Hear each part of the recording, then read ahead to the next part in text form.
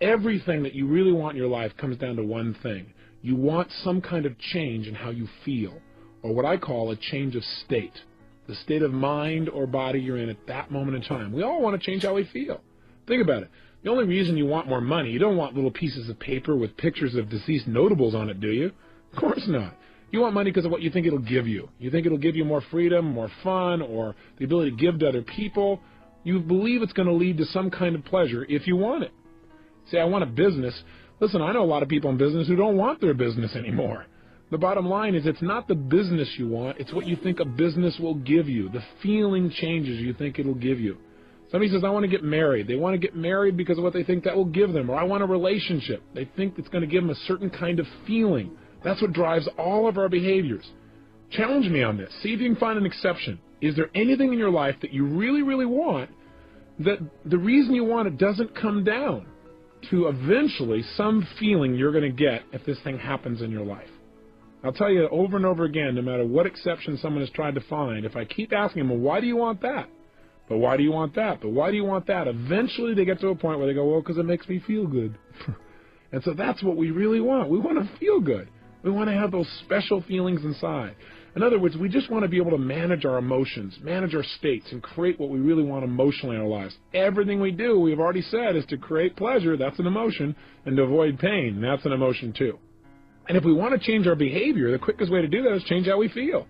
I mean, think about it. Haven't you had a situation in your life where you did something, and after you did it, you said to yourself, I can't believe I said that. I can't believe I did that. That was so stupid. Have you ever had a situation like that? I mean, an area you're normally pretty smart in. You just did something really dumb. I know I have plenty of times. Haven't you also had the opposite experience, though, where you were on a roll, where things were just flowing, where it was like you were unstoppable, and you don't even know how you were doing it. You were just like flowing, where after you did it, somebody said, you do that? And you went, yeah, that was me, right? And you don't know how you pulled it off. You were rather proud of it, though. Haven't you had those kind of times where you're just on a roll? So I got a question for you. What's the difference in your behavior? Why is it in one situation you perform brilliantly, in another situation you perform, how should we say, brutally? The difference is not your ability. What we do at any moment in time, in that moment, is based on the state that our mind and body is in at that moment in time. In other words, what people can do is absolutely incredible. What they will do is usually disappointing. And the difference is not their capability, but rather what state are they in right now. If every time they think about public speaking, they associate fear or pain, that's going to change their state. And all of a sudden they're going to feel tight in their body, and their whole emotional state will change, and they're not going to get the most out of themselves. But if whenever they think of public speaking, they think of absolute pleasure, they're going to be in a great state of mind, and they're going to get more out of themselves. I mean, think about it. When you're feeling really frustrated, do you behave the same way as when you're feeling like you're on a roll and things are flowing? Obviously not. You have the same ability, but things act and behave differently coming out of you. You speak differently, you communicate differently, everything changes. I'll give you another example. Have you ever forgotten something simple like your own home telephone number or address, or how to spell the word the? Ever had one of those enlightening experiences? Now, you know how to spell the word the. How come you couldn't remember? The answer is because you're in what I call a stupid state, right? You were in a state of mind where your brain wasn't able to get a hold of the answers. The answers are there, but you couldn't get there. So I believe one of the most important things, probably the most important thing that you and I can do in our lives to create the power and joy and passion that we really want is to learn to manage our own states of mind. In fact, think of the cost of not managing them. If you don't manage your emotional state, it'll cost you virtually everything you want in your life. Friends, family, success, and just the joy that every one of us wants to experience on a daily basis. Hey, let me ask you a question. Is what happens in your life the thing that determines how you feel at any moment in time? Yes or no? In other words, it doesn't matter whether or not, for example, the economy is doing really strong as to whether or not you feel good. Most people say no. Some people say, well, you bet. Now, does it matter how your relationships are going? Does that determine how you feel? Is how you feel determined by the weather, by how much sun or rain there is? Is it determined by how other people treat you? I'm here to tell you the answer to that is no. I'm not saying that it doesn't complement or support you feeling one way or another. I'm saying how you feel at any moment in time is purely designed and the result of how you are directing your own mind and body at that moment. What I'm saying to you is no matter what is happening in your life, you are in control of your own states. And once you understand that, number one, and number two, you use that ability, you now have control over your life at a whole new level. And you have more fun and joy and passion than you ever dreamed of once you take that responsibility and take that control. Now, for some people, when they say, well, that seems like a heavy responsibility, well, look at the opposite. What's the price of not managing your states? Well, I'll ask you a question. What does John Belushi, Elvis Presley, Freddie Prince, Jimi Hendrix, Janis Joplin, and Marilyn Monroe, what do they all have in common? They're all people that never learned how to manage their state, that's what. They all were people that had every reason in the world to be happy by anybody else's standards, but who destroyed themselves, literally killed themselves in the end. I mean, Belushi's one of my favorite examples. Why? Because I liked this guy. Didn't you? Wasn't this a fun guy? I mean, if you were to think of somebody, didn't he feel like this guy that you could connect with? I don't know about you, but I really enjoyed him. And millions of other people did as well. He had what most people would think would make them happy. He had all these people that loved him and appreciated his work. He got to be creative. He was in movies. He was in television. He was on Broadway.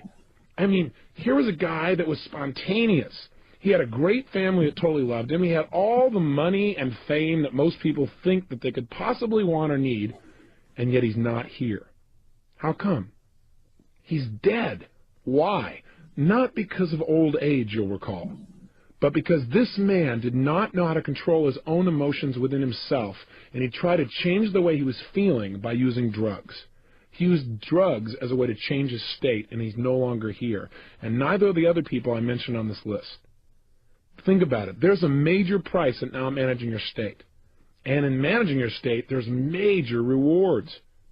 Now let's contrast Belushi with a friend of mine. His name is W. Mitchell. One of the people in the world that I only love most, but also have the most respect for. W. Mitchell's a unique guy. 15 years ago, he had a unique experience, one that most people would never forget. He was driving his motorcycle 65 miles an hour down a freeway when something caught his attention. When he looked over while he continued to drive forward, he got fixed on something. I don't know if you've ever done that. He got stuck there a little too long. Well, when he looked up, he was traveling 65 miles an hour right into the back of a Mack truck that had stopped in front of him. In a last-minute, split-second decision to try and save his own life, he slammed himself on the ground, and he slid 65 miles an hour underneath this truck across the pavement. Then the worst thing happened. The gas cap popped off. Fuel spilled out all over the place, and then from the friction, exploded and ignited. 3/4 of his skin was burned off. His entire face was mutilated. His fingers burned all the way down to the knuckles. He woke up 2 weeks later in a hospital bed in searing pain, fearing to even breathe.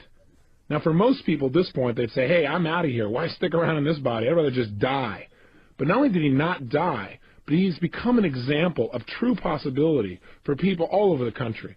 I mean, this gentleman could not even take drugs because his body was in such bad shape, but when people met him, they thought he must be on drugs because he seemed so up. You know, they go in and talk to him, they feel bad, and he goes, hey, it's over, we just got to move on. His mother said, well, you just must not realize how bad it is. Well, the reality is, he just made a decision. He decided that he was going to manage his state. Why? Because he saw the alternative as much more painful. He said, look, I got one of two choices. I can feel bad emotionally about everything I've lost and just make my total life a mess emotionally and have more pain to add to my physical pain, or I can focus on what I'm going to do, which means I can at least focus on something that could bring me some pleasure and get rid of my focus on the physical pain. And that's what he did. His life has become such an example because he kept managing his emotions. Now, not only did he do that, but within 3 years, he managed himself so well that he got back into business, even though he didn't look too terribly attractive. But he ended up going into business and becoming extremely successful. The new company he developed after his accident became the #1 employer of its type in the state of Vermont. He became a millionaire. He even learned to fly airplanes. Now, that's not the end of the story. About 8 years later, he's flying his airplane with 3 other friends in Colorado, and he made himself a rather big mistake. He didn't go through his checklist, and he didn't notice that there was frost that had developed on the wing. And when he took off, he crashed. 3 people walked away. He was not one of them. He was paralyzed from the waist down for life. So they cut off his toes since he didn't need them anymore and sewed them on his hands so he'd have something to be able to grasp things with. He's stuck in a wheelchair now for life. Of course, he doesn't look at as stuck in a wheelchair. In fact, you say at this point he must have given up, right? No. Even after his wife left him, So he said, look, I don't want to be around a fried cripple. Even after all that, he still didn't give up. He turned around, and the city he was living in Colorado had some major problems. He decided to become the mayor of that town. After that, he decided to run for lieutenant governor of the state of Colorado. He placed third in a group of 6, and he ran on the issues, not on a sympathy vote. And he campaigned door to door. Now remember, this guy didn't look too terribly good. In fact, he used to wear a button that said, "Send me to the governor's mansion, and I won't just be another pretty face." Kind of a nice way to interrupt people's patterns and make them associate something new to you. Now, he didn't win the lieutenant governor's place. He still didn't give up. He now has his own radio show in Colorado, and he has found the woman of his dreams and remarried. So I've got to tell you that if you start to tell me, well, gosh, Tony, I got all these problems. It's hard to manage my state. Just think about W. Mitchell. When I look at somebody like Belushi and see all that he had, and I look at somebody like Mitchell, who seems to have all these challenges but is so happy, so successful, such a sense of possibility, it becomes clear to me that I have no excuse to ever not manage my state on a consistent basis. No matter how big the problems may seem, you're much better than anybody like that might ever hope to be. So how do we manage our states? Well, one, remember, I believe virtually everything in life comes down to why to first, then how to. I believe if you want to succeed, you got to have 80% of success is figuring out why to succeed, why to manage your state, for example. 20% is how. Here's the how. And let's do it quickly, and let's just get right to doing it and doing some exercises. There are 2 primary ways to control your state of mind and body. They are, number 1, controlling the way you use your physical body, what we call your physiology, and number 2, controlling your mental focus. That is what you pay attention to, what you think about, what you picture, what you say to yourself. Today we're going to focus on how to use our physical bodies to create the emotions that we want at any moment in time. And then on your next tape, we're going to work on how to control our focus, how to control the mental imagery and pictures and things that we think about in a way that immediately changes our state as well. Let's start and focus again today on physical movement. Now I want you to think about something here. In order to feel anything in your life, you feel it through your nervous system, through your physical body. Now if I told you I know someone who is totally depressed, I bet you could tell me about the way they move or even their posture, and you would probably have an accurate representation. In other words, if I told you about someone I know that's totally depressed, and let's say they're outside your door right now, and I said to you, for $100,000, describe for me, what is this person like? What's their posture like, for example? What would you say? Most people will say, slumped over. Where's this person's head? Most people will say, down. Where are their eyes? Again, most people will say, down. Where is this person's breathing? Is it full or shallow? Again, most people will say shallow. And where is this person's facial expressions? Are their muscles in their face pulled up and tight, or are they down and slack? Again, most people say slack. How did you match up with these descriptions? Again, if you're like most people, most of those descriptions match the picture you have in your mind. Why is it that when we think of a depressed person, we think of somebody who's physically hunched over a little bit, looking down, talking a little bit more slowly, with their eyes down and their breathing shallow and their facial muscles slack? The answer is, in order to get depressed, you got to work at it. It's not easy. You have to use your body in a certain specific way. I mean, try something ridiculous with me for a moment, won't you? Sit up right now in your chair. In fact, if you're not driving, stand up. If you're driving, that would be difficult. But if you're sitting, stand up for a second if you would. And if you're sitting and you're in a car, then sit up. But I want you to stand up ideally. Stand tall, breathing fully, really strong. Breathe fully. And I want you to look up towards your ceiling. Now, as you're standing there, breathing tall, looking at your ceiling, what I want you to do is something really ridiculous, really dumb. Put a huge, silly grin on your face. Go ahead, try it. Oh, come on, nobody's noticing. You're by yourself. And if they are noticing, then you'll get their attention anyway. Put a big grin on your face. Look at the ceiling. Listen to me now. Now, what I want you to do, while you stay standing tall with your shoulders back, breathing fully with this big grin on your face, I want you to get depressed without changing any aspect of your body. Don't change your facial expression. Oh, come on, you can do it. Hang in there. Get depressed. No, you know, some of you are cheating. I can tell. I'm in the room. If you drop those shoulders, if you drop your head, if you stop breathing, or if you stop smiling, it doesn't count. Stand tall, breathing big smile, looking at the ceiling. That's right, and get depressed without changing. All right, well, if you can't change, then just stay happy and sit down. Now, here's my point. You might say, what does this got to do with state management? Are you saying every time I don't feel good, I should stand up tall, stare and grin at the ceiling? Yes. No, there are many ways to do this, but this is one. My point is this. How come when you stand tall and you're breathing, you have this big grin on your face, how come you don't feel depressed? The answer is because it's pretty difficult because you're sending a totally different message to your brain.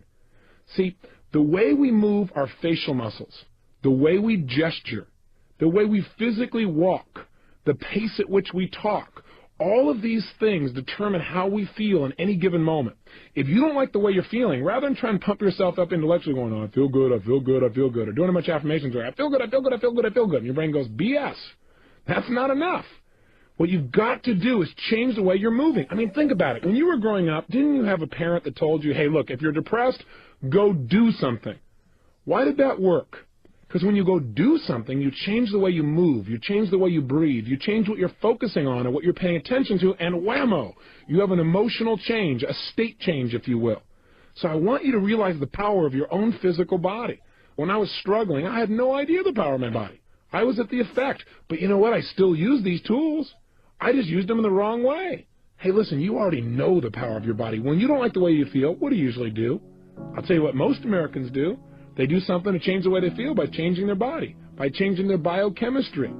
What do? They do things like drink alcohol. Why? Because the minute you drink alcohol, does it change your state? You bet. You behave differently when you're in a different feeling state? You better believe it. He goes, yeah, man, I sure do.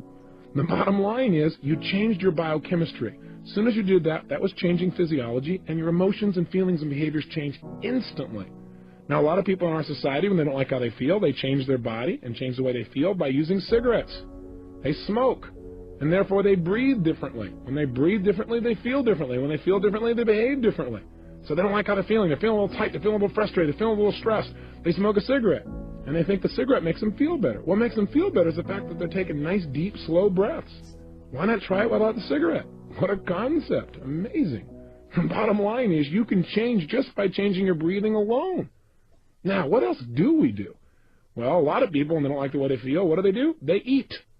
You know, they go, I don't feel good, and they eat. And then they get fat, and they look in the mirror, and they don't like how they look.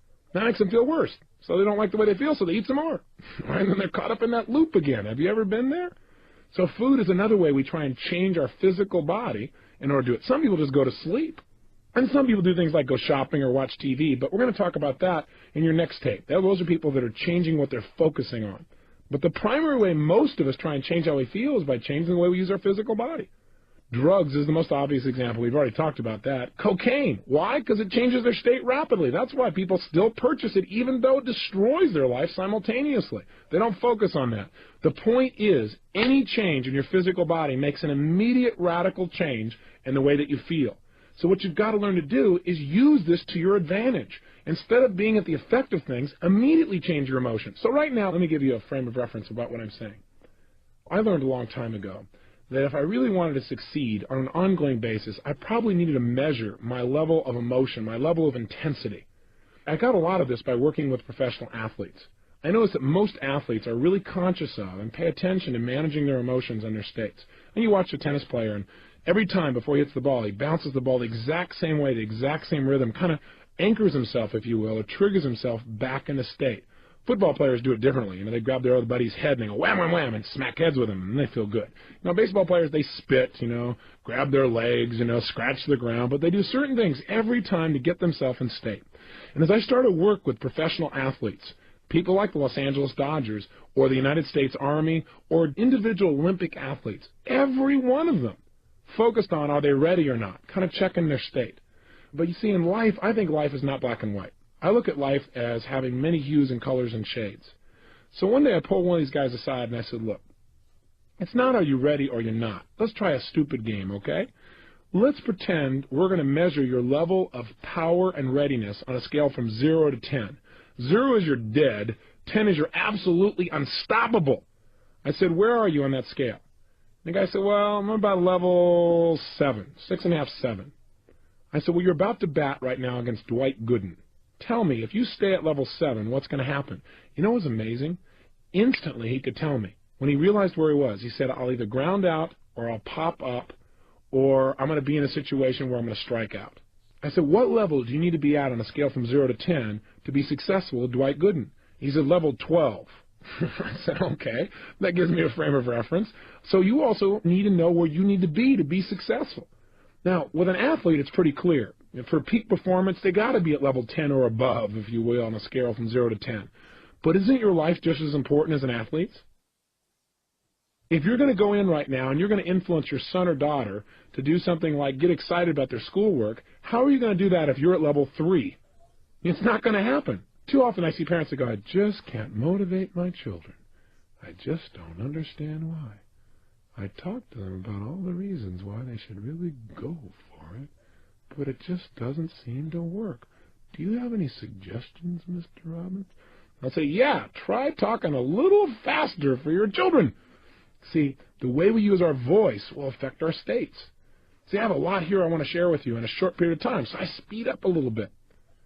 How would you feel if I said, well, ladies and gentlemen, this is day 5.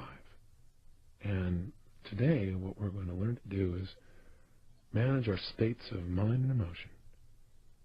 And over the next 30 days of this program, I want you for hours at a time to listen to my voice. Well, after you came out of a deep trance and turned off the tape, I doubt very seriously if we create very much change. Now, I'm not saying it's not appropriate to talk in a more relaxed way than I am in this frenzied pace that I'm sharing with you to try and get everything in. But what I am saying is make sure that you're in an appropriate state for what it is you're trying to accomplish. Does that make sense? On a scale from 0 to 10, where do you need to be effective at a given task? If you want somebody to feel loved by you, you probably don't want to go level 10. Go, I love you, I love you, I love you, okay! That probably won't work either. So everything is context related. But I'm asking you today to commit yourself for the next 4 or 5 days, even though we'll be doing other exercises, to looking at what state are you living in your life. If you want to look at the state of your life, look at the level of intensity and joy and passion you're creating. Where are you today on a scale from 0 to 10? Or better yet, before you started this 30-day program, where were you? Do you remember that first day? Before you got the tape program and everything else, where were you on a scale from 0 to 10? You remember where you were, first of all? Think about it for a moment, if you would. Where were you? What was your state like? Where were you on a scale from 0 to 10? Now I want you to think of something. Where were you after you finished that first tape on a scale from 0 to 10? Most people that we followed up with and interviewed with are usually at level 8 or above. And when they started out, they were in level 6 or 5 or 4 or 3. And so what I want you to do is do it without me. You don't need me to change your state. You need you. You need to move your body differently, and you need to pay attention to where you are. Use the state that's most appropriate for where you need to be for the given situation. So let me give you, first of all, some specifics about how you could change your body. I've mentioned a lot of them, but let's be really precise. The number one way that you can change the way you feel at any moment in time is to change the way you move. The reason is this. In fact, you might want to remember this phrase. Emotion is created by motion. The way you move your physical body is the fastest way of changing your emotions. So, for example, if I'm not feeling passionate and I want to, instead of pumping myself up, all I have to do is clap my hands or move my hands rapidly and make a rapid gesture. Not a little minor one where I just push my hands out a little bit and then bring it back at a slow pace, but I mean speed, acceleration, if you will.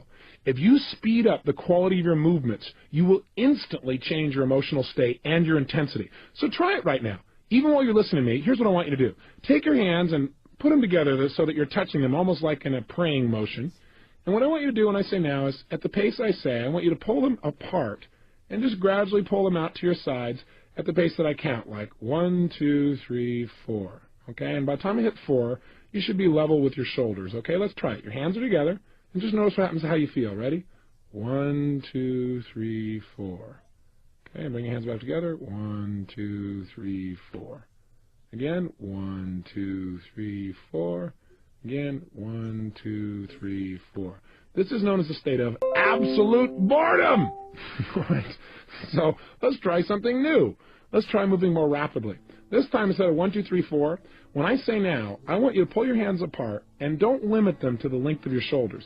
I want you to literally pull them apart and pull them out as far as you can, like extending your entire wingspan. Now be careful on this. Look around you before you do this to make sure you don't hit anything. And let's have some fun. Do something silly. I know it seems ridiculous, but just try it. Now if you're driving, this is not useful. Keep one hand at least on the wheel and try it with the other one.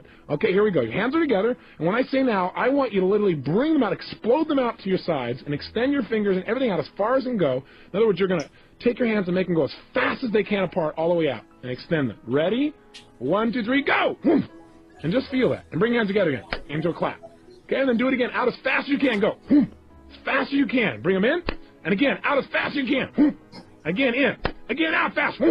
Now, if you do this about 10 times, you will feel what we call a state change. Do you feel it now? Now, I know this may sound weird and bizarre. You're going, okay, Tony, what am I supposed to do? Create this wingspan every time I need to change state? No, what I'm saying is you must learn to develop what I call power moves. What a power move is to me is finding a certain type of gesture, or a couple of them, that no matter how bad I was feeling, or frustrated, or tired, or whatever the case may be, that I can make this movement and instantly I feel strong. Instantly I feel resourceful. Instantly I feel like I could turn things around. You need to develop what those are, and you already have them, because you've had times in your life when you felt great. How were you moving at that time? That's the first clue. In fact, what I often do with people is get them to stand up and walk around the room and notice how would they walk if they felt totally successful. I mean unstoppable. Try it right now. Oh, you're going, well, I'm in the car. Great. If you're in the car, then you can try this later on. But if you're actually listening to me and you're not in the car, stand up right now and try something. Come on, come on. Don't just listen to me. Stand up. Come on, come on, come on. I'm watching you. I'm there. You got to know this. And what I want you to do is stand up and walk around the room. And what I want you to do is, first of all, walk the way you normally walk. Just, walk around in a circle or walk straight back and forth. Notice how that feels. Come on, you can do it. There you go. Now, what I want you to do now is make a state change. And I want you to, if you would, imagine that you feel absolutely strong and unstoppable. I mean, in your power. And what I want you to do is just walk around the room as if you felt unstoppable and powerful. And move your body the way you would be if you were unstoppable and powerful. Go ahead and try it right now. Go ahead, walk around the room and actually strut the way you would strut if you felt unstoppable and powerful. Make a gesture or two the way you would if you felt unstoppable. And then try to go back to the opposite again. Go to feeling not confident, not sure, and walk around the room not sure about whether you can succeed, making gestures like you're not sure. Feel the difference in your body. I want you to get an example of that. Then back to confident again.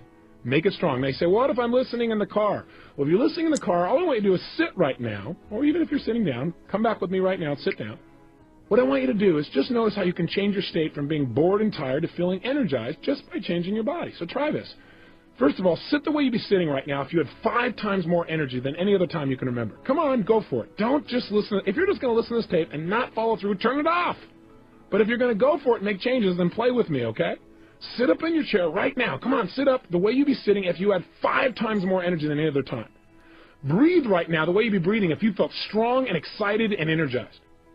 Put a facial expression on your face right now like you'd have if you felt totally passionate and excited.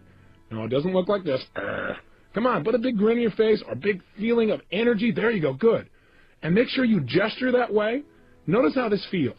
Now, if you don't feel any change, it's because you've not made a radical enough body change. That is, change your body really major. Create more tension, more excitement, whatever it takes. Now, go from this state to being in a state of boredom. Go ahead. Sit the way you'd be sitting if you're bored and tired. That's it. And just notice how that feels. Go ahead. Really bored and tired. You know. And as you're sitting there bored and tired, I got a question for you. Did you change your body to do it? You bet you did. What did you change to get bored and tired? Well, did you notice anything happen to your head? Did it go down? Did you relax any of the muscles? What happened to your breathing? Did it change? How about your facial expression? Does your muscles go slumping or slack? Now try this. Get back to energized as fast as you can. Oh, come on. Play with me. What I want you to do just for a moment is practice snapping yourself from being in a state of being bored and tired into a state of energy. Could be very valuable for you. Let's try it. Back into an energized state. Come on, as energized as you can get. Come on, sit up in your chair, breathing with some energy, feeling strong. Come on, even more energized than before. Now go to bored and tired. Back to energized. Come on, as fast as you can. Snap yourself. I know this looks weird if you're driving in your car and somebody's looking in the other window, but hey, it'll make their day. You'll change their state. Come on, if somebody else in the family's watching, they don't have to know what's going on. Just go for it. Here we go. Total energy. Lots of energy and excitement. Feel it in your body. Move your body. Sit the way you've been sitting. If you had even more energy. Bored and tired. Energize as fast as you can. Come on, snap back in that state. Bored and tired. Energize faster again. Come on, even more, even more, even more. Bored and tired. Energize back in that state again. Feel it and just stay there. Stay in an energized state. Now, you might say, well, this sounds weird. Let me ask you a question. How valuable is it for you to be able to go in life, in business, in your job, in your personal relationships, from being bored and tired and wiped out to being in a peak state? How important would that be to increasing the quality of your life, say on a scale from 0 to 10? I'll tell you, I think it's a level 9 or 10 or above. And I think you probably would too. So developing new ways, new habits of moving your body is the single most powerful way to change state. Here's another quick way. Change your breathing. As I said earlier, one of the reasons people smoke cigarettes is because in order to smoke a cigarette, you change your breathing pattern rather radically. When people eat food, oftentimes they feel better afterwards because they fill their stomach up, and it changes the way they feel and the way they breathe. With all that food in there, things slow down. They feel less stressed. Almost every yogic practice that I've ever studied or noticed teaches some kind of breathing pattern as part of how to change your emotions and the way you can grow spiritually, if you will. So changing your breath, try different breaths, breathing faster, breathing slower, and discover what breathing patterns work best for you to create the changes that you want. Thirdly, learn to manipulate your face. I teach people in seminars how to do what I call facial aerobics. What that means is doing many different expressions as you possibly can in a short period of time, so that what happens is you really have access to different emotional states. Do you know you have over 80 different muscles in your face? And a slight change in your facial muscle instantly changes the way you think and the way you feel.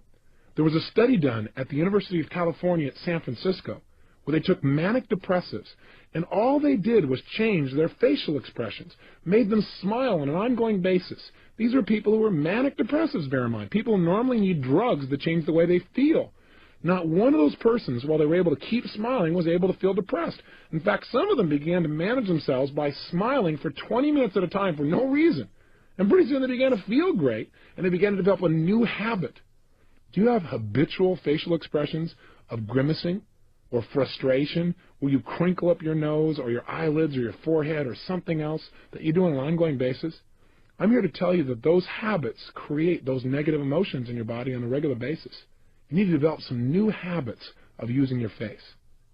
And finally, one of the ways you can manage your state best is to control your diet. And I'm not going to teach you a health seminar here, although I do those across the United States. I do want to say this to you, that most of us in life do not pay attention to what we're putting in our body. And what you're putting in affects deeply how you feel emotionally. Blood sugar, for example, alone makes a radical shift in how you feel emotionally. So if you aren't paying attention to how you're eating and you're throwing anything you possibly can in that body without looking at the consequences, you're going to pay an emotional price. Many times, hyperactive children or people that are having major ups and downs in their life, it just comes from some basic, simple dietary approaches. If they made a few simple changes, they'd live a much more balanced emotional life. So my challenge to you is to study health, to find out not how to throw your pendulum and go off on the deep end on some bizarre diet, but how can you make sure that the way you're breathing, the way you're moving, and the way you're eating things is giving you as much as possible to your life and not taking away, not throwing your life into a pendulum. Make sure that you have that physical energy and drive. It comes from having enough sleep and eating well. For now, though, I want to have you focus on one emotional state, because I'd like you to be able to trigger a state change anytime you want. And that emotion is the one I note as passion. As you may have picked up, I'm a fairly passionate person. And I talk about that at the end of each tape, because I think out of a state of passion, you can create almost anything you want in your life. I think most people in life want passion. They want that drive, that attraction to life. They want that juice in their relationships, in their business, and their ability to learn. But most people are barely making it through the day, you know? I mean, hey, you got to watch TV, fight the traffic home, get a bite to eat, and go to bed so you can get up tomorrow and start the same vicious circle all over again. I mean, after all, guys got to work, got to make your way and stuff. After all, I work hard for a living. Can't expect me to be passionate at the end of the day. Easy for you, but come on, I work for a living. Let me just tell you something. I used to believe that kind of stuff, and I used to feel that way too. Am I saying you can't talk slowly and be passionate? Absolutely not. I can talk quietly and still have passion coming through in my voice, in the way I'm speaking to you, in the way I feel inside. But that's passion. This is not passion. If you want passion, you got to talk like you're passionate. You can't talk like you're bored and feel passionate. It won't work. Your body will lead your mind. Take care of it. How can we use this knowledge? Simple answer. I want you to do it by doing the following. In a moment, at the end of this tape, your only exercise today is to do this. I want you to absolutely whip yourself into a passionate state. And if there's somebody there, I want you to talk to somebody about something, and I want you to do it two different ways. Talk to them about something you believe in, something you're really usually pretty excited about, but do it in a dispassionate way. In other words, talk to a friend. And by the way, let me just say this. If you're in your car or if there's nobody there, talk to the wall, okay? Talk to the road. It doesn't matter. If you're talking to yourself and people are driving by, they'll again be entertained, so this is very useful. Now, here's what I want you to do. If while you're doing this, I want you to talk about something, and you can just talk out loud to no one or talk to someone if they're there, talk about something you're normally inspired about, but talk in a non-inspired way, a dispassionate way, where it's like you really don't believe what you're saying, but you're just trying to convince somebody of something. So you say, gosh, you know, what's really important to me in life is learning to change people's conditioning and help them to succeed. And I really think that if you were to study it, it would really change your life too. And I want you to notice what you do when you're dispassionate. Notice, for example, how you're standing. Are you wavering back and forth? Are you standing still? Are you back on your heels? How do you gesture, or do you even gesture when you're dispassionate? How do you use your voice? What's the volume? What's the tempo? What's the tone of your voice? What do you do with your facial expressions when you're passionate versus dispassionate? Pay close attention. And then what I want you to do is, and really go for it. For 2 or 3 minutes, be totally dispassionate. And notice how it feels to be dispassionate. I doubt if you'll like it too terribly much. Then what I want you to do is change your state completely, and I want you to go to the other extreme. I want you to talk to yourself, or the wall, or your radio, or the crowd, or the traffic, or your friend in a totally passionate way where you're more inspired, more excited, more passionate than you can ever remember being in your entire life. I mean, I want you to go for it 1,000%. And while you're talking to whatever it is, I mean, go for it 100%. Don't go, oh, this is stupid. No, all right, I'll try it halfway. Do it all the way or don't do it at all. If you're not going to do it at all, give this tape program to somebody who will follow through. But if you're one of those people, then go for it, okay? Be outrageous. Push yourself. And then notice, how are you moving differently? What are some of the specific gestures that you give when you're passionate? And where are they? What's the difference in the quality of them? What's the difference in how you use your voice? What's your volume like? What's your tempo? What's your facial expressions like? Again, notice the difference. When you're done, here's your assignment. Your assignment is pull out your success journal and record the difference. In other words, what I want you to do is leave this session today having knowledge of the buttons in your brain. In other words, if I notice that if I take my right hand and I actually snap it out in front of me very, very fast, that when I'm passionate, I tend to do that making a point. And when I'm dispassionate, my hands are below my waist or just kind of hanging out there. Then the next time I want to be passionate, even if I'm not feeling passionate, I can just snap my hand out there and immediately it's there. If I notice that when I'm dispassionate, I talk kind of quiet and tired and stuff. But when I'm passionate, I speak a little more rapidly. Then if I want to get passionate, I just start speaking more rapidly immediately, and pretty soon I immediately feel passionate as well. If I notice that when I'm dispassionate, I'm back on my heels or leaning away from somebody, but when I'm passionate, I'm leaning into them, talking and gesturing, then I start leaning into somebody in order to feel passionate towards them. In other words, find out how your brain works. You are different than me or anyone else you're going to meet. Find out exactly what triggers passion within you in terms of movements. And experiment. What would be a kind of move you could make that immediately would make you feel strong, even if you were afraid a few moments ago? So let me be clear. Here's your exercise. 1. Talk to something or someone in a dispassionate way about something you're normally inspired about. Dispassionate, or you don't really believe it or feel it. 2.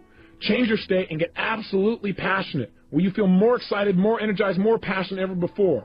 3. Dissect in your mind the difference in how you moved, how you breathed, how you use your face, and how you use your voice, and record that in your success journal. And finally, today, experiment. At some point in the day, you don't feel very inspired, or you don't feel anything in particular, snap yourself into a powerful state. Or ask yourself, where am I on a scale from 0 to 10? If you find you're at level 4 or 5 or 6, to me, that's a pretty boring way to live life. Maybe you want to amp yourself up, crank yourself up to level 8 or 9 just by changing your movement. Or maybe you want to be able to go from being totally excited to relaxed.